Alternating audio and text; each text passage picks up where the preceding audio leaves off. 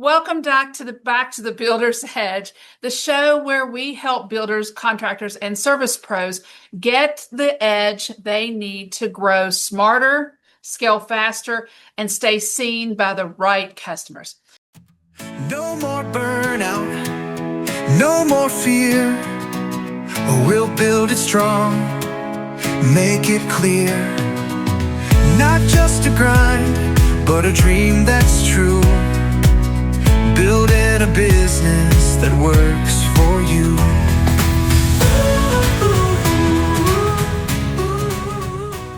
And if you're wondering if your business is visible to the right customers, head over to ai-visibility-fix.com and take our visibility scorecard. You'll get instant results and a clear blueprint so you can take action today and fix your visibility problems. My guest today is Daniel Street. He has spent more than 20 years mastering the art of sales. Not the pushy kind, but the purposeful kind. As a sales coach, speaker, and founder of the Red Knight Group, Daniel helps sales teams and business owners shift from just follow-up to truly leading with value, turning every conversation into a step toward trust, not the pressure. His value-first, client-centric approach has helped business boost close rates, build strong relationships, and grow their revenue in the way that feels good for both sides of the table. Today, we're going to break it down, his proven 4-step discovery process, his good, better, best offer framework, and what it really takes to build momentum now and drive record-breaking sales through the rest of 2026. Welcome, Daniel. Hello, thank you for having me. I appreciate it. Great. Okay, let's dive in. As I usually say, you've been in sales for over 2 decades.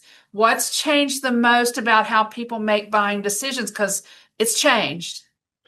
Yeah, for sure. I think, Deanna, that the biggest thing now is that as a sales professional, we have far more educated buyers than we did when I started years ago. You know, the internet is such a huge asset when it comes to lots of different things, right? Yeah. But now the buyers are coming to the sales professionals so much more educated that, you know, if you're a new salesperson, the customer may know more than you do. Yeah. Yeah, that's a good point. Years ago, I sold cars years ago, and sometimes you just have to do so much education through a couple of appointments, but and people don't have to go through that now. They come knowing what they want to know about the process and about at least a good chunk of it for sure. Yeah. Okay, so Yeah. Go ahead. No, I'm sorry. Go ahead. Yeah, you talk about a value-first approach. What does that actually look like in practice? Yeah, I think, a lot of it comes down to just our approach as a salesperson to our customer, right?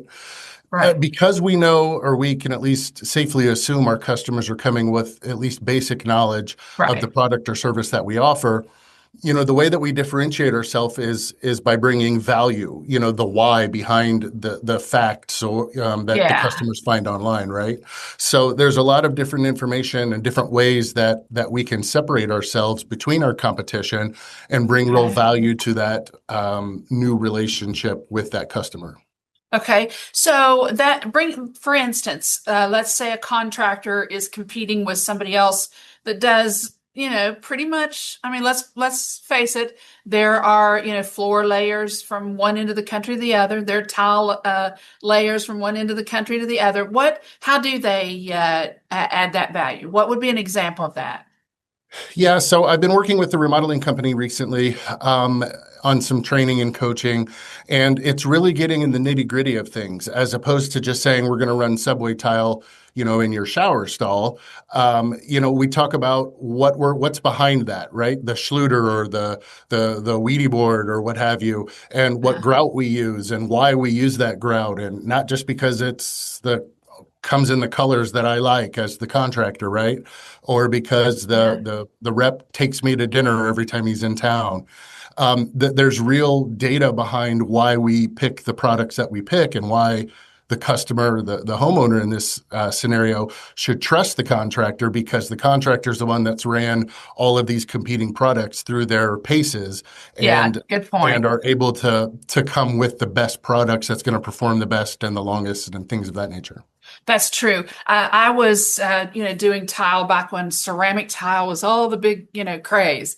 And I'm like, no, trust me, you don't want that that stuff in your house. I use porcelain. You can take Yeah. a hammer to porcelain, and it isn't going to crack at all. Yeah, But the ceramics, yeah, to your point, Deanna, that's a good opportunity, as a demonstration to a homeowner as to why you don't want, one product over another. What's it hurt to have, two different tiles there and a hammer, right? And bang on both samples and say, this is why you don't want this product. Because of its strength or lack thereof, right? You're right. telling a story, you're building value. These are all the characteristics of what makes a good salesperson is not just selling somebody something and scraping the commission off the top. It's providing value. It's educating your homeowner or your client so that whatever decision they make is at least an educated one. That's a good point. Good point. And not, often, those in the contracting business think, in some of those scenarios, they think maybe it's more the value comes from me, but truly there's value in product, there's value in service, there's value in you. Yes, I'm not saying that, but find value in all aspects to compound that while you're, trying to win the job for sure. Right. Yeah, absolutely. I mean, if you're a builder that's been around for a long time, then leverage your experience. Talk about, the experiences you've had and why you don't use certain products and educate your client as to what they should be looking for in their competition.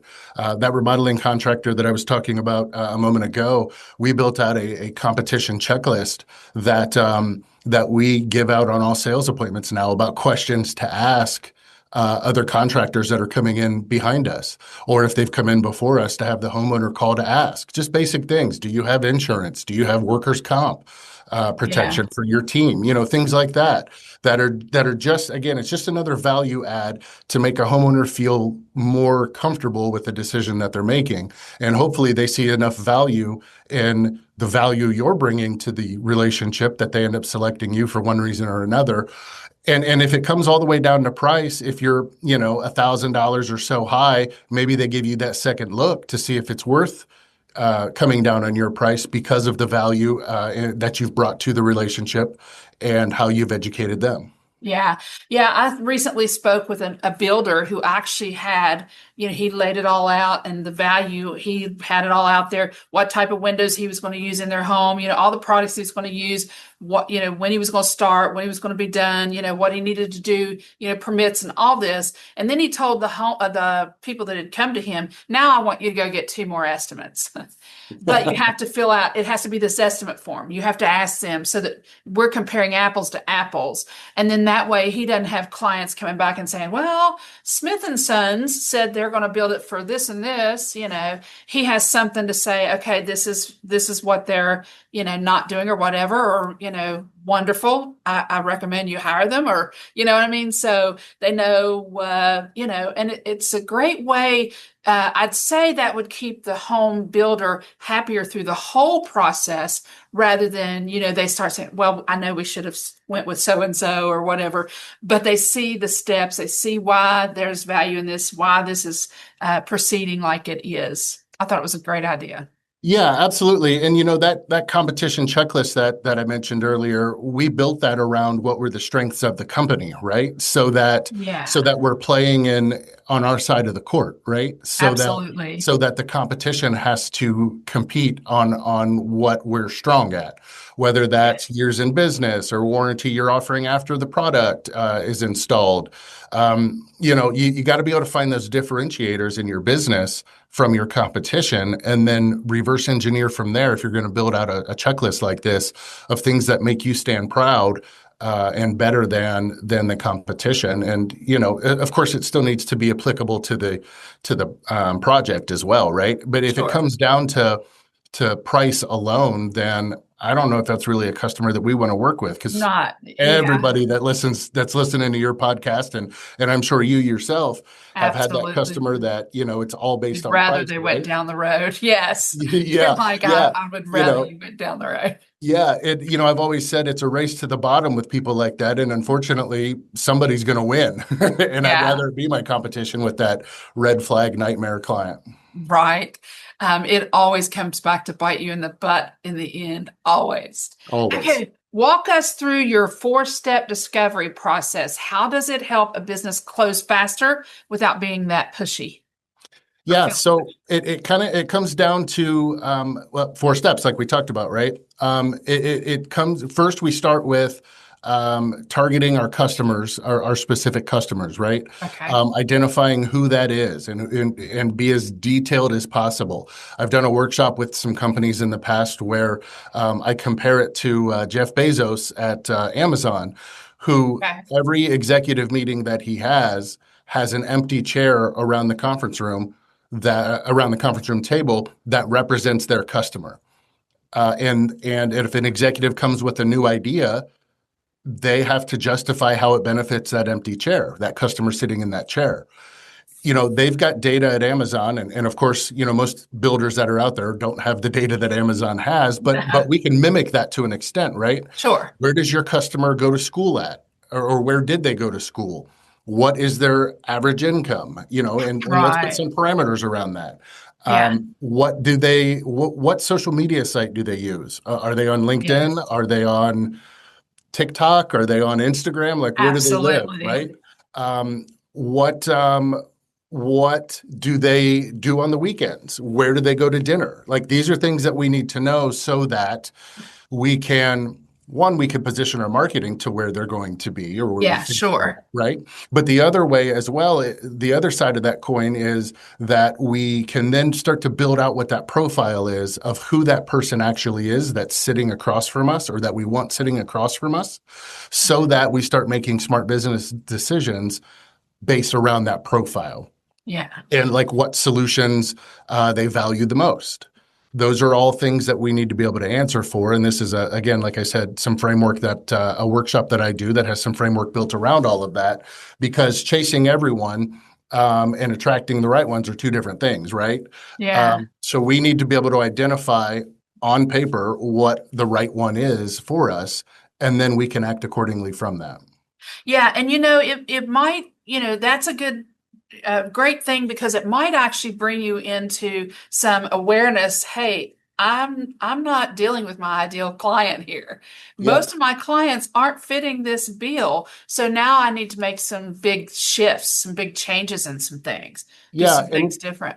And once you have clarity around who your ideal customer is, that's when marketing and sales stop fighting each other and start aligning, because Yeah. that then everybody's on the same page and we're all going after the same profile of a person or a couple, and we're all rowing in the same direction at that point. Okay, so knowing your avatar, that's one. What's a couple more steps there in that process? Yeah. So next is going to be, once we have that ideal customer targeted, and marketing does their job, or we network into an ideal customer, then we need to make sure that we vet that person, and that not only their profile fits, but all the other things fit too, right? So in our discovery call, what we want to look for is that they're open to connecting and building rapport with them, right? If they just look at us as if we're a custom home builder and they think we're just some handyman that can start tomorrow, right? Like, that's a little Right, different of that's a true. scenario, right? Yes. We need to get them talking about why they reached out or why they're interested in what we do. And keep in mind also that, people buy from a place of emotion and justify that purchase with logic, not the other way around. So every time I do a training, I worked with a painting company before, where every time the sales reps went in to quote a job, if it was the whole house, we didn't title the bedrooms bedroom 1, 2, and 3. We titled them primary suite, Joey's room, Susie's room, because Mm, there's emotion attached to those names, right? right. And then when they look to the right of that name and see the dollar amount, is Billy worth $800 to have his room painted and have him be happy because it's Superman red and blue. Of course, Right. right? Right. Yeah. So they come from a place of emotion in that situation. So just little tweaks like that really can make a difference in closing when we get to that point. Wow. So the next Yeah. step then within the discovery call is to diagnose. So we always want to ask a deeper, open-ended question to uncover what's really going on. What's making you want to make this change? Maybe it's because they want to build a new home because somebody got a new job, or they've outgrown their old house, and Sure. Uh-huh. or they want to grow their family, and they just need more space, right? But we need to really understand what the reason that they're calling us is, or what the reason they're calling us for is, so that we can do the next step, which is tailor our solution around their specific problem and not a generic pitch. So I see a lot of salespeople out there, especially inexperienced ones, who show up and throw up, right? They just show up and start pitching. Yeah. And that's never the right way to do it, because we don't know if this person is even the right fit for us, other than they raised their hand and said we offer, or they're looking for the service that we offer, and a light vetting on the phone, right? So I flip the script there and I ask a ton of questions. That's most of the things I say in that first interaction are questions, because now that I know I'm qualified to do what they need done, they need to justify me being there or me showing up to their house or to take the meeting with answering my questions, as far as, are you going to be basically cool to work with, or are you going to be a nightmare for the next 18, 24 months, right? Right. Because again, we've all had those. Right. Again, I ask a ton of questions to make sure that when I then deliver my solution to them, whether it's a brand new house or a remodel, or even, painting their house, that it is a tailored presentation, a tailored pitch to them, so that they know, one, I listened, two, I was smart enough to ask these questions. And And care enough. Yeah. Uh-huh. yeah. And that we really get down to the brass tacks and not just throw a blanket number out there and hope that it sticks. Exactly. Like going to your doctor's office and then you walk in and starts writing you a bunch of scripts, he or she, and then hands you a bill. Like, Yeah. I didn't even tell you what was wrong. Yeah. That's a great analogy. If you think about it, when you go to the doctor and you're like, my side hurts. Okay. The first thing the doctor does is start asking a bunch of questions, right? They don't just, like Oh, you said, they don't just write you a prescription. There's a ton of questions that get asked and tests and things like that. So sure. again, it's the same thing. We're trying to uncover what the real motivation is, as opposed to a diagnosis at the doctor, right? Yeah. Okay. Yeah. So we talked about picking and choosing customers. Let's talk about customer targeting. How do you help teams or business owners identify who's actually worth their time? Yeah, again, it comes down to that ideal customer profile, Okay. and that being as detailed as possible. Again, I've done this workshop where we identify where these people like to eat, what they do on the weekends, what kind of animals they have. Because again, is that going to help us decide, we're more of a cat company versus a dog company? No, but it allows us to understand more detail about who we want to sell to, who Yeah. we have, the best performing projects or the most profit from. Right. And more importantly, I would say, is who to stay away from. Building out that red flag list is super important, so that we can cut ties and move on, and probably refer those red flag clients to our competition so they get tied up with Right. them, right? Yeah. So that's really what it comes down to, is just having those details as much as possible with your team, with marketing and with sales, to have that ideal customer profile built out as much as possible, so that when you see something to the contrary, it sticks out like a sore thumb and you can cut bait and move on. Okay. Okay, we've talked about our client, finding our true avatar, knowing where they're at, knowing how to target, market, and things. Let's talk about the offer. You share about building a good, better, best offers. How does that strategy change a customer's mindset during the sales? Yeah. So, you know, if you come in and you offer just one option, it's a yes or a no, right? And obviously, yes is the best answer we can get. No is the second best answer we can get in sales because at least we know where we stand, as opposed to that customer who always just ghosts you afterwards, right? Right. Because then you're Yeah. in The limbo dreaded ghost. forever. Your salesperson is carrying this dead weight in their pipeline. So they're still forecasting this project as if it's going to come true. And that customer's already moved on and picked another contractor and halfway done with the project already. And your sales rep is still carrying it in their pipeline, right? So Okay. what I've built out is a good, better, best offer structure.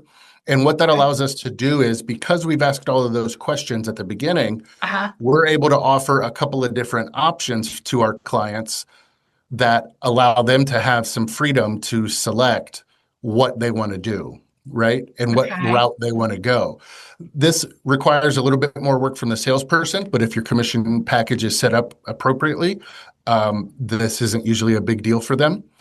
And it could be something as small as the style of doors on the home or, Sure. the quality of one product over another. Right. Contractor Yeah. grade versus the you know, uh, scale ups or the the Yeah, the upselling options. options. Yeah. Yeah. Yeah, absolutely. And it allows you to stay in the fight essentially and see what's most important to your client when you present those pricing options to them. So, contractor grade is going to be our good, better is a little step up, and best is going to be those luxury lines, right? Um, Okay. look at Windows, right? Pella Windows offers, vinyl, the fiberglass, and then the aluminum clad. It's the same thing. It's a good, better, best. And then they've got deviations within that, all of those lines as Uh-huh. well, right? It's the same thing. We're just doing it on a larger scale, not just one line item on the project. Right. So is it the monster house with, the hardy on the outside, or is it maybe we do vinyl siding? What's important to them? Because every homeowner has something different that they really get hung up on. Boy, they surely do. Get I hung had up a on is a homeowner good word for it. yeah, I had a homeowner a few years ago that wanted all direct set windows in this house that we were going to build for them because they never opened their windows. And to me, it was the strangest thing in the world, but Direct set. yeah, where the windows don't open at all. How do they get out in a fire? Listen, How does that pass code? Like, we had to work around that. I'd say so. Okay. We had to deal with That that. was But probably very interesting. well, again, we brought value and talked about, hey, we can't do that because of code, but we made almost every window in that house not operable because they didn't want it. It wasn't valuable to them, so it was a waste of several $100s per window Wow. to do that. But then they threw all of this money at a fireplace.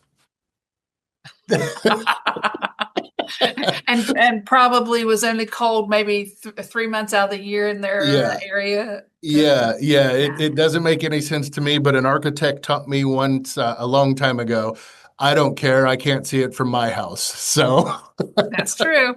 I don't have to sit in it, right? that's right. That's right.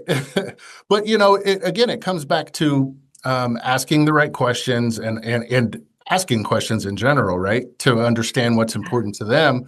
And then we build the offers around that, giving them different options so that, if you have a husband and wife and one wants a soaking tub and the other doesn't see a value in a tub at all, make that one of the options for them between the good, better, and best, right? So that they can see and then they can pick and choose and have that fight themselves if they want Yeah. to decide what is going to be best. And then at that point, you've got three options or three opportunities to close the sale as opposed to just one. Yeah. Well, I was going to ask you next, what advice do you give, these business owners who kind of feel nervous about offering this premium price option, but when you have your good, better, and best, it kind of eliminates that problem too, doesn't it, from your side? Yeah, absolutely. And again, while you're presenting these three options, call it whatever you want, but that's the basic framework behind it, Yeah, right? Is the good, better, best. And then it allows you to still build value with the homeowner and explain and justify the increase in costs because true. this shower is going to have luxury tile in it or, whatever it is, true hardwood floors, not LVP or anything like that, right? Sure. It allows you to discuss those things and justify a higher price because of the quality of products. And that's when you can really get into the nitty gritty and say, if this isn't important to you, we could pull out this high end tile, pull this other tile in that's a lower grade and save a little bit of money, but you still sold the best option, right?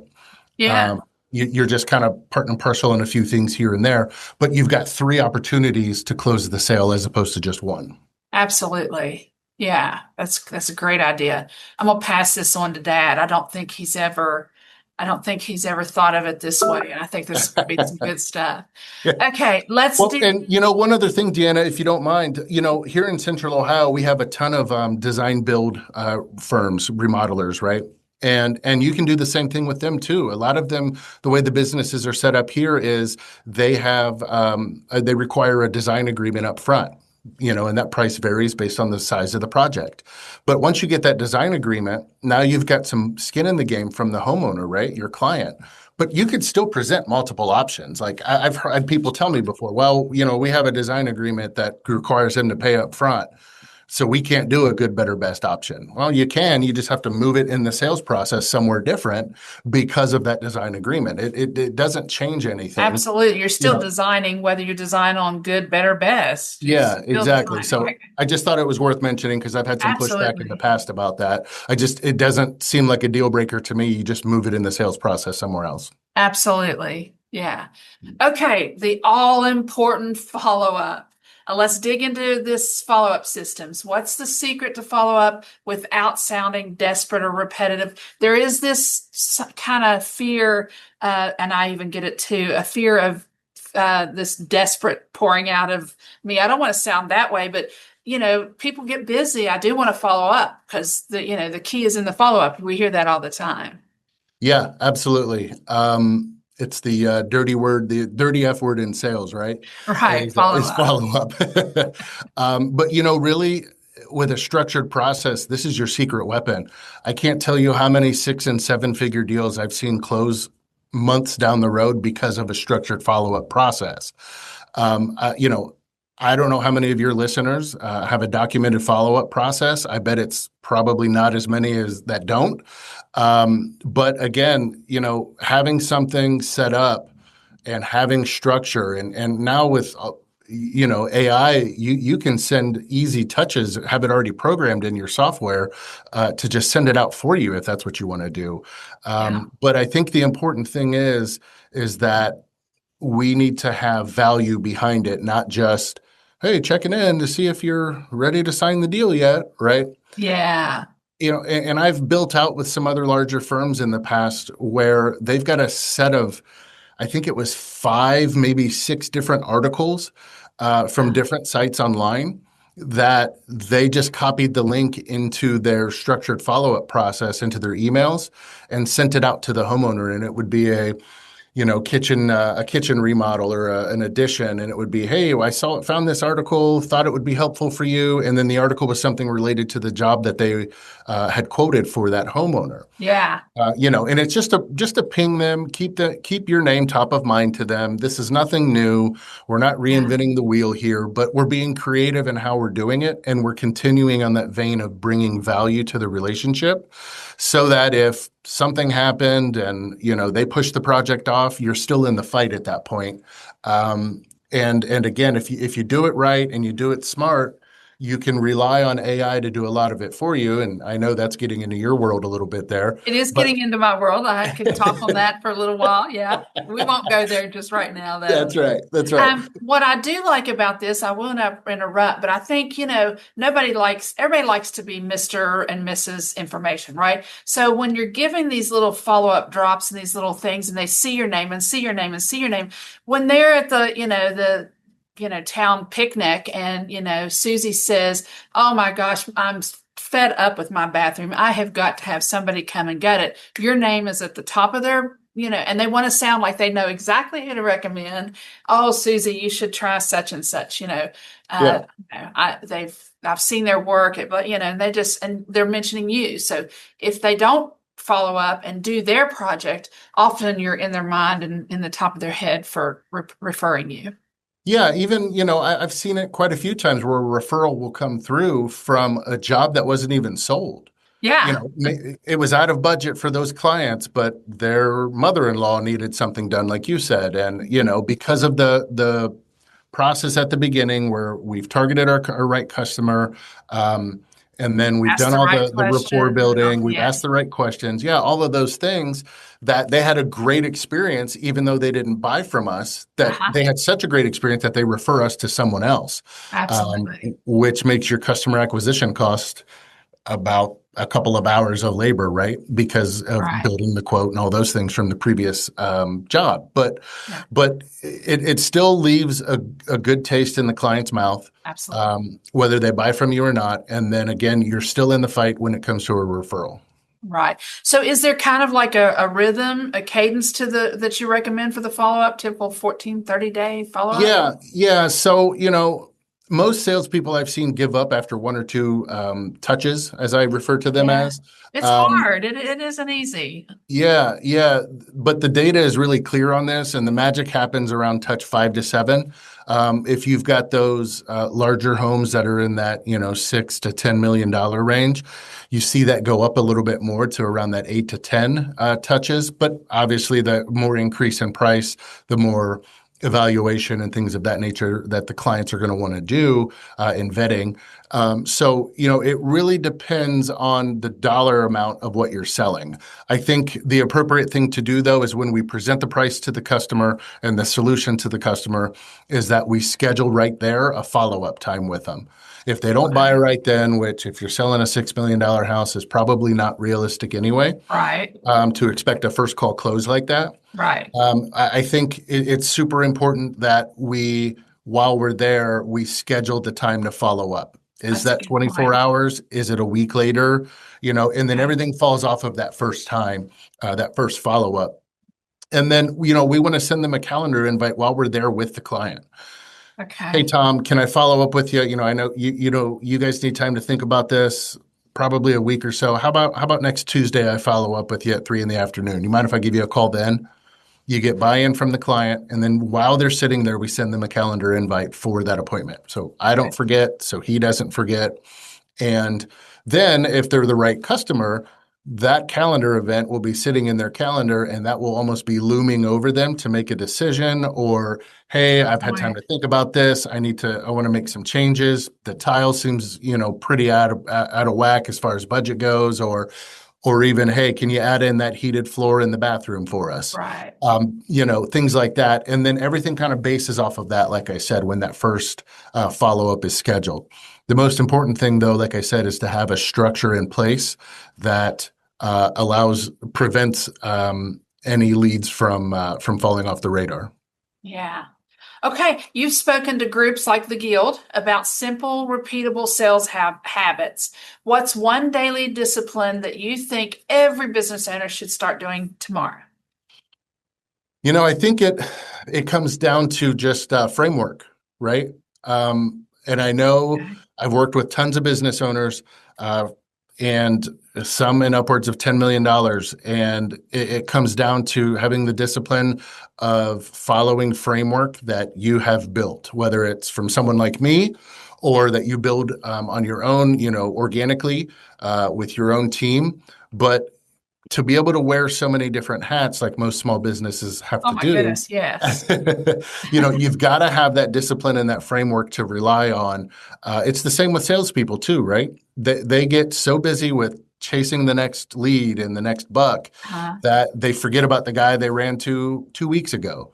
And again, like we talked about, most of those sales come through in that 5 to 7 touch. So we've got to do that. We've got to be able to rely on the framework that gets implemented in your business to help run it for you. Great. We'll have to have you back on talking about frameworks soon. Yeah. So you coach sales teams. what's the first number or metric that you look at to diagnose where they're really losing their momentum?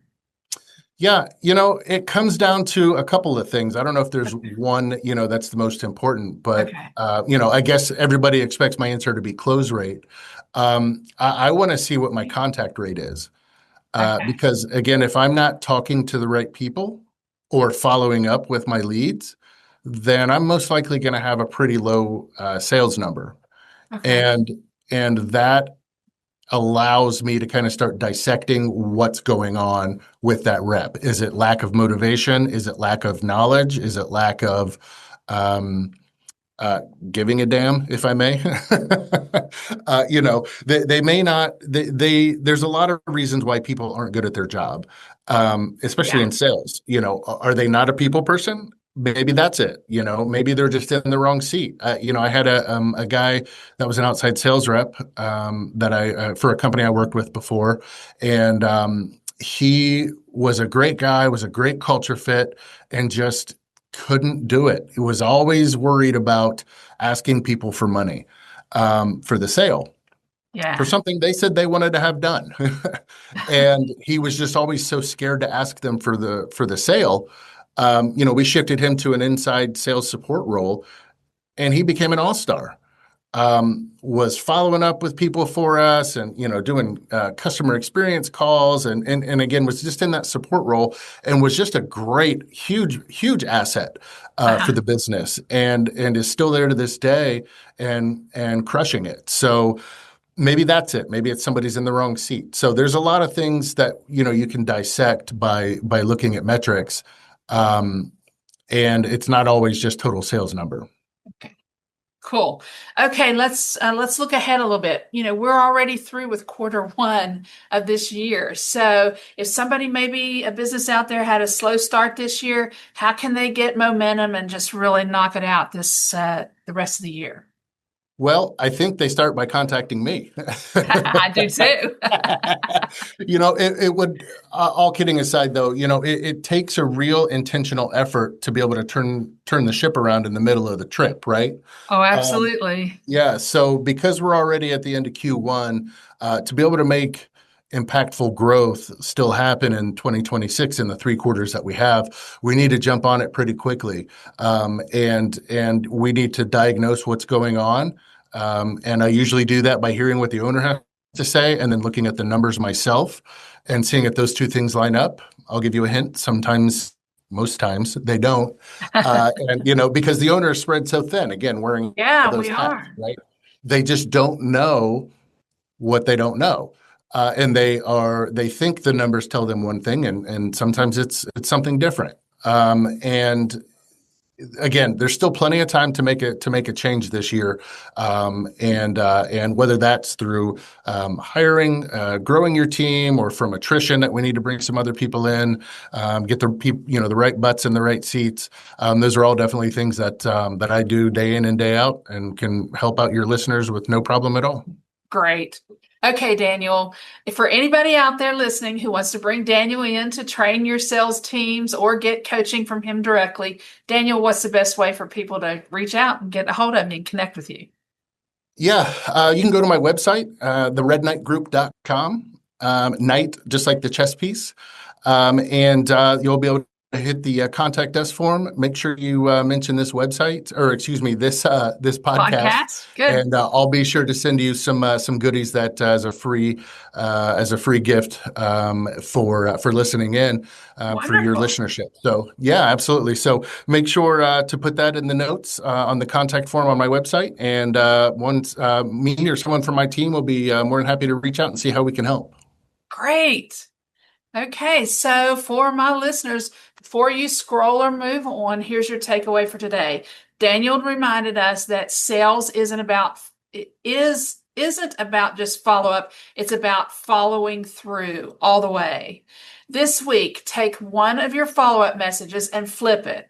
Instead of saying something like just checking in, try something like, I thought of you because, and lead with some value. Like, I thought of you because I just did a new bathroom remodel in such and such town, and I know that you would value having a wonderful bath in your home, and just give them a little bit of insight, maybe a result or a tip. Do that 3 times this week and watch how different those conversations feel, right? Okay. Sounds good to me. Yeah. And if you're ready to make sure your business is actually showing up where people are searching, not just on Google, but in AI search snippets, head over to my AI Visibility Fix page. You'll get a free visibility scorecard, learn where your business stands in AI search, and see the exact steps to rise to the top. Daniel, thank you again for being here and for dropping real actionable sales gold today. Can't wait to put some into action myself. Yeah, I appreciate you having me. Thank you, Deanna. Great. To every listener out there, remember your business grows at the speed of your systems and your mindset. So keep building smarter, serve stronger, and stay ready for that next edge. Until next time, I'm Deanna Lucas, and this is the Builder's Edge. Thank you.